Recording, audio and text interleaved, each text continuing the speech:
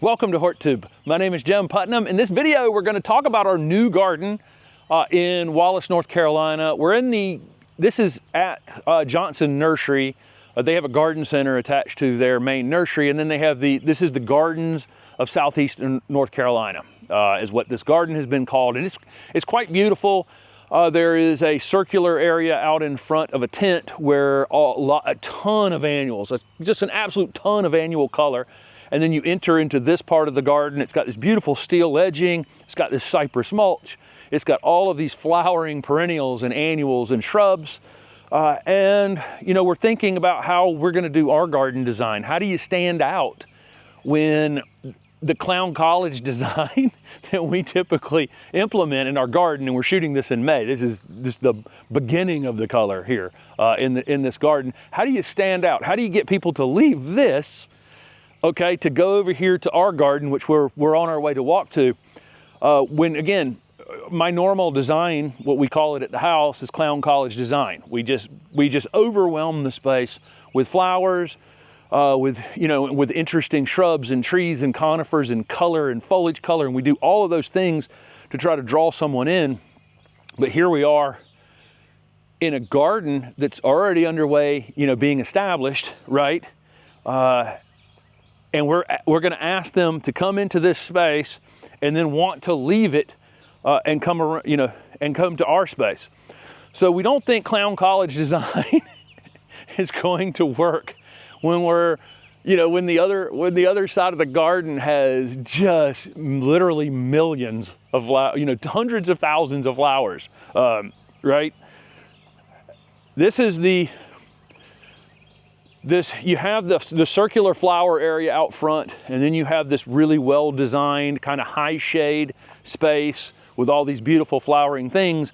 And then here's the turn, and the entryway into our garden is up on this hill, right? So how do I get someone to be interested in coming to this little sliver? The beginning of it is a little sliver, and then it widens out, okay? How am I going to get people to come to that? And that's the question that Steph and I have, right? And so we are leaving clown college design in this garden, and we're picking up what I am calling Dr. Seuss design, okay? And I was thinking initially that I wanted some sort of formal garden entryway into this garden, and formal gardens typically aren't in my something that you'll see me do. I've always done informal, natural looking things. So I was thinking about how could I combine those two things together? How could I make something really, really interesting right here that also offers it offers a bit of formality, a bit of what the heck is that, and draws people in. And so I'm calling this Dr. Seuss design, and I'll describe it more in time as we go on. So it's going to be a formal garden, but with a Dr. Seuss flair. So as Steph said, we could put a free hot dog sign up here. Free hot dogs will definitely lure people up here. But we're going to go with interesting shapes of plants. So we're going to mainly use foliage color, texture, and shape. In the kind of the beginning of this garden to lure people in. I was originally, again, thinking about a formal entryway in here where the path might line up right in the middle, and then the formal garden would be to the outside, but I didn't think that would be interesting enough, as I was thinking more about it. So we're gonna put the drone up and paint out some paths in this area. This has been covered in what we're going to call wood chips, but it's not really wood chips. This is material that was from a construction site, so it's got root material, all parts of the tree ground up in here, but not ground very small. And it's going to take a minute for this stuff to break down enough for us to get in here and plant. We're going to add some irrigation to this space so we can keep it moist. And I'm likely going to throw out some urea nitrogen in our next trip up here, which is like a 4600. It's just a little bit of added nitrogen that will help. This material requires some nitrogen to break down. And so in order to get those soil microbes really working on it, we'll have to supply a little bit of nitrogen to it. So that'll be in a video coming up. We're going to be here just a few times this year, really, and then next year we're going to jump in and start planting it. This year is really about planting it. That river birch that was behind me has been taken out. It's actually becoming benches that are going to be added back into the garden, which he's done with any tree that's been taken out in the process of creating these gardens. They're redone into benches, and then they're beautiful too. We'll take a piece of B-roll of a couple of example of it out here. There's another river birch further down that we're absolutely keeping. It's just this one that was at the very beginning. Roots are everywhere. It's going to be really, really hard to garden around this thing and invite people into this space initially. I have a lot of respect for river birches and the benefits that they add to the environment. And so again, we're keeping that one further down, and we're also keeping the metasequoia. The dawn redwood is absolutely staying. It's just a beautiful example of a metasequoia, and it's one that's already limbed itself up some, so we can go right under it as if it's not even there in terms of our garden, you know, and will offer some shade, which it's doing this morning. There's a few invasive plants back in the border between this and the nursery that we'll take out, but that's it. Other than that, that was the one thing that needed to kind of come down and get out of the way for us to be able to do this interesting entry that we're going to do into this garden. What we're going to do is just kind of decide where the paths are going to go in this space this morning, but leaving enough room out toward the front of this bed to actually have some planted pieces over here that can draw people in. So our path basically, and I'm just doing the center of the path. So this will maybe end up being 36 inches wide, 48 inches wide, something like that. Probably 48 inches wide. I don't know what the paths are over in the other section over there. They're probably 48 inches wide, something like that. I may not use quite that much because I'll have a couple ways for people to get in and out of the garden. But basically, we'll have the side path that comes in, and we'll just have a long, steady curve.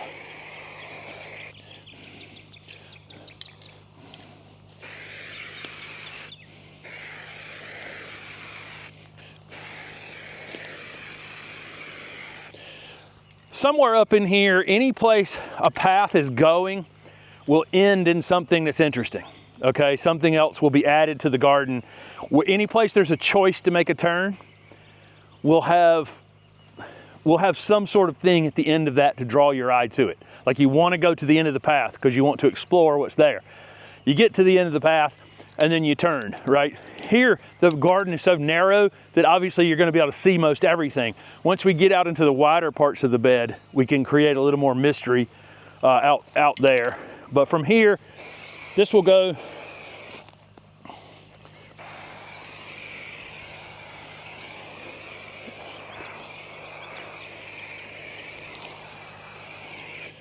one of the paths will go that way, and then this will come this way.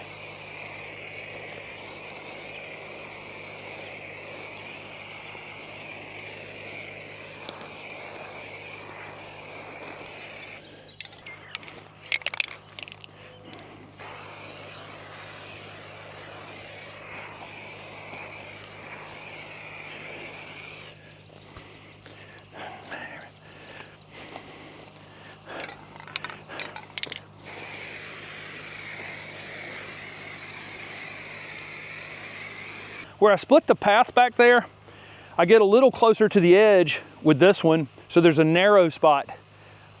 This bed will be narrow, and then I want to kind of track it back in some and create this bed right here, you know, from the edge over there being larger, having some more depth to it, right? And then I can come back around where the dawn redwood is and curve it back and make it a little bit closer to the path again, so that the bed shapes change as you're walking one of these trails. Some of the beds will have some depth to them and allow us to put some larger material in it, and that larger material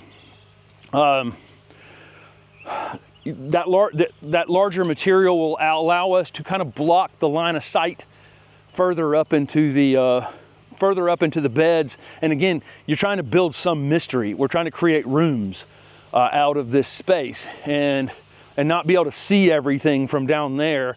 I want the most inviting thing, the weirdest, most inviting thing anyone could have seen from that distance to start this garden off. And then I want mystery from there, okay? Mystery, but maybe a few things popping up over it and out of it to create mystery within what they can't see as well, okay? So that'll be part of our plan. This will take a few years, okay? But again, I'll take this line and I've made that bed wider. And then I'll just work my way back toward the edge right there, okay?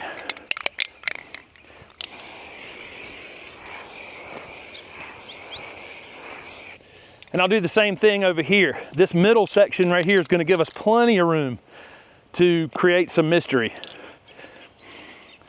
The path on the other side, I'm working my way back toward the edge and then working my way back into the middle again. When you're laying out paths, and this is the same principles in your own garden, and our garden in Raleigh is only 0.19 acres, and we've got basically a trail system through the thing so that we can maintain it. So you've got, you know, the paths are going to hopefully lead people in here, allow some mystery to unfold in the garden as we go, something we're not able to do quite as much in our 0.19 acres at the house, you know, because it's such a small space. So for us, the paths aren't so much about creating mystery, they're about helping us design the space, okay? And by that I mean, if I had the bed just be 40 feet deep, it's really difficult to figure out what to put in a 40-foot deep bed so that you can see everything and appreciate everything. So the paths cutting that up allow for us to layer sizes and types of plants along those edges. And the other big thing, the really big thing, well, two more things actually. One is it allows us to bring different materials into the garden.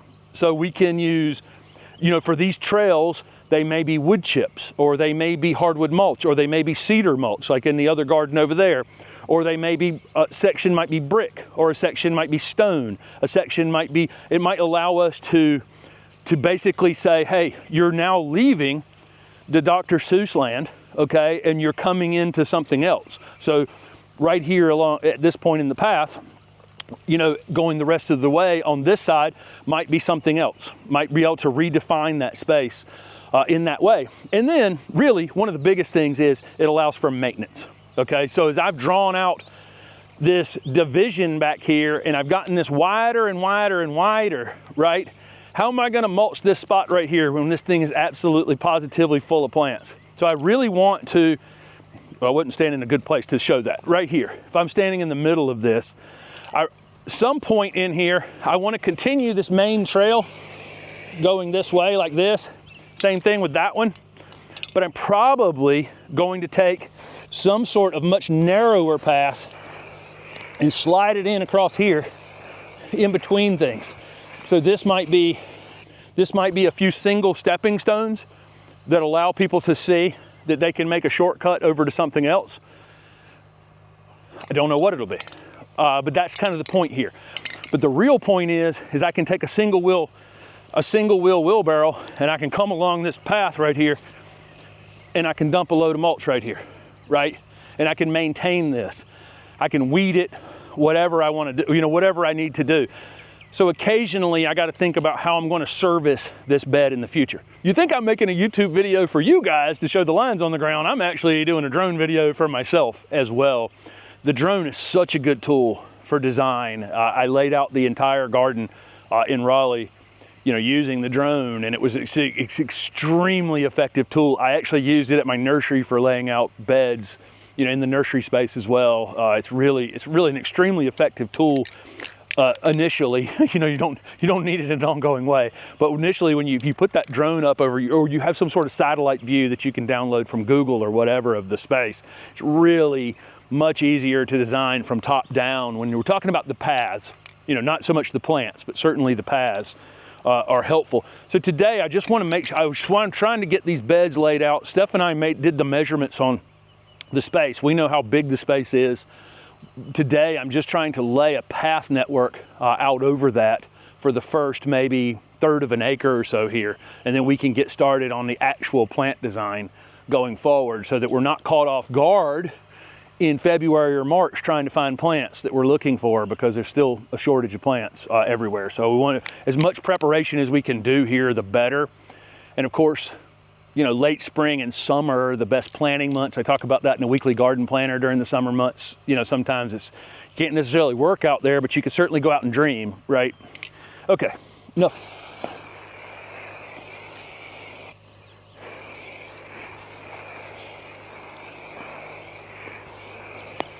I'm gonna make another entry into the garden right here.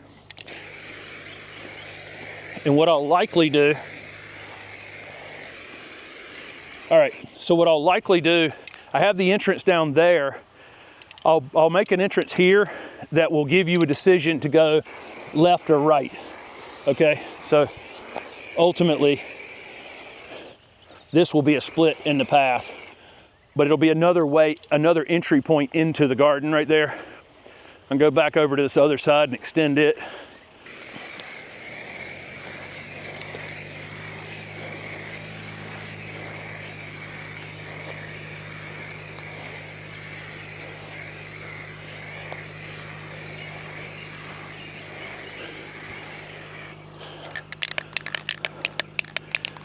I'm creating a bit of what I would almost call a dead corner back here, where there's just I've left a lot of space in order to create more interest with my path. I've left a big giant corner. So somewhere in here, we'd likely have something, some way into here, maybe with a bench at the back of it, maybe with a really amazing ornamental thing that, you know, focuses your eye back there, but some reason to leave the main path and head over there.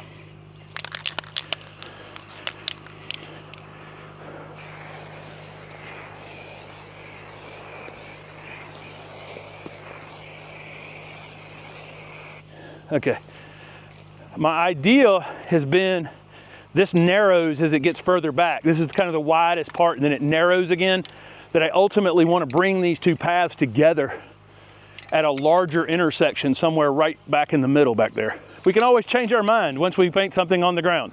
I don't want to leave this much space back here without a path, unless I do it. Well, maybe I will. Maybe I will, Steph. Maybe, two things. I need a service path right here that kind of aligns with the path coming in right there. So this will be my service path. And again, it'll just be a different material, a narrower path.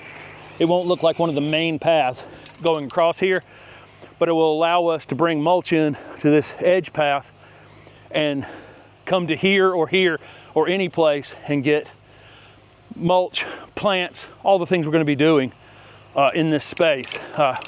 We have a large spot in the middle here, and I'll leave this like this because we can do something that's a focal point, something like the Dawn Redwood was, or the river birch, or the Dawn Redwood is, and the river birch was, you know, can be a focal point in the middle of this bed. And then I'm going to take a second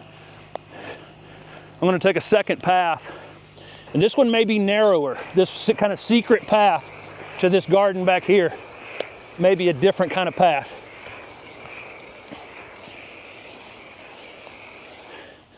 Again, out of a different material or something like that. But this spot right here, this is as far as we're going to go in our design for now. This is probably a third of an acre. It's going to be a big circle, basically a landing area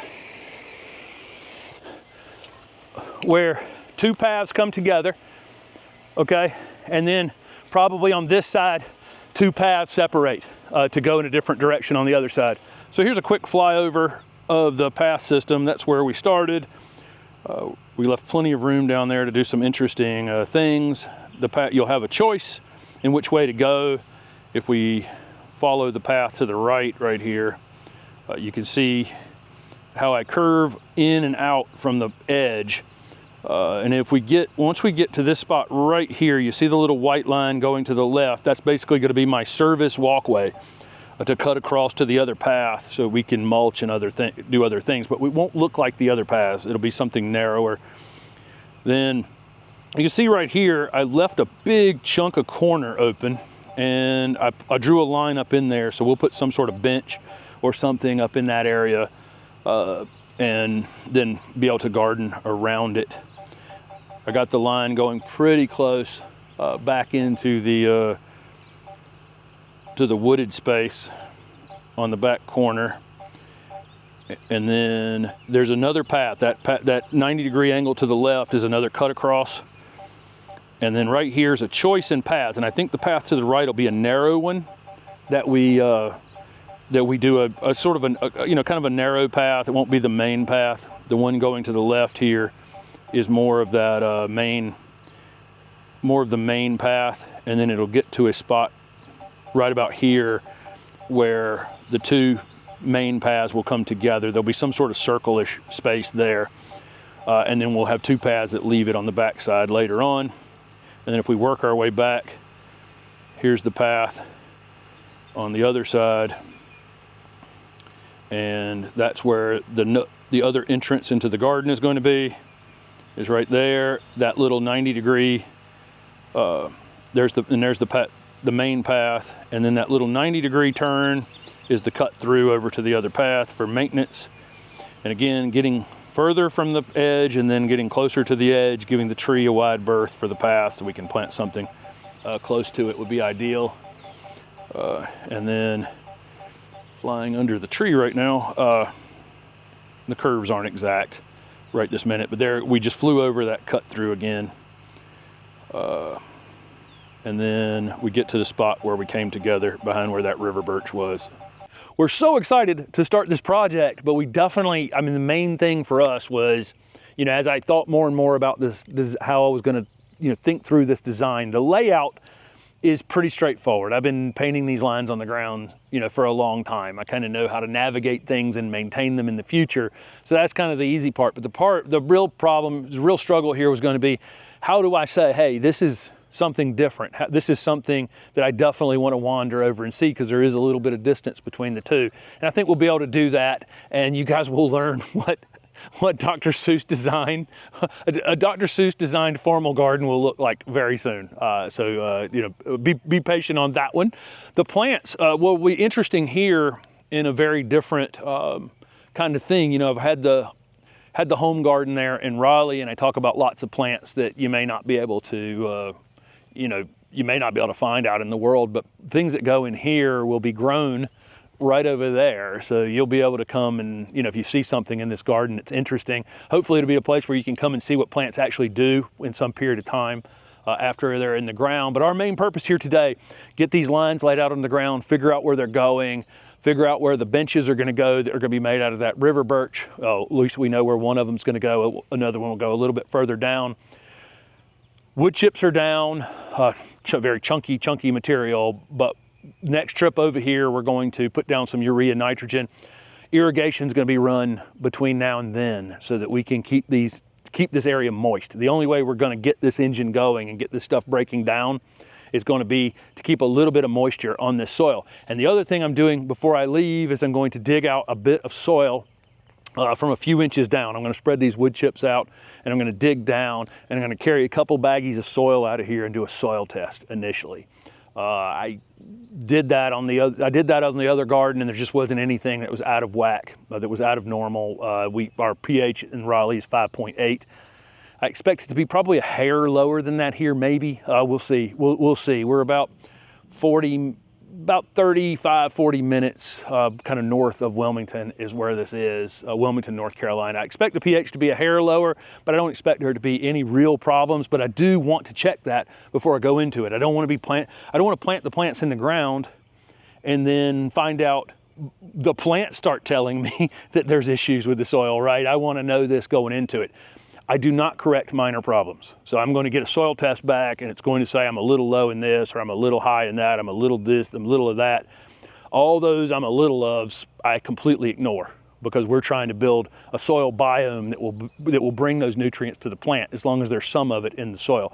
The only thing we would correct or attempt to correct would be if something was just off the charts, just absolutely absent here in the soil, and we'll talk about that in future videos. So thank you guys so much for following along with this project. I know it doesn't look like much now, but it will in the future, and there is a playlist down in our if you go to the main page on the HortTube with Jim Putnam channel on YouTube and go to the playlist thing, you can see all the things I have in playlist. If you're looking for screening plants or fragrant plants or plants for shade and all kinds of things, I've always put them into playlist. If you want to know how the new house, there's a new playlist called New House. You can see the entire process of doing that garden in Raleigh if you want to know how any of that was done. It's all been documented in a single playlist. And now this garden down here at the Gardens of Southeastern North Carolina will be in a playlist as well, and you'll see this garden develop over time, and we'll be able to, for me as well, go back and reference, you know, when this was just empty space, right? So thank you guys so much for following along with it, and don't forget to subscribe to the channel. Thanks for watching.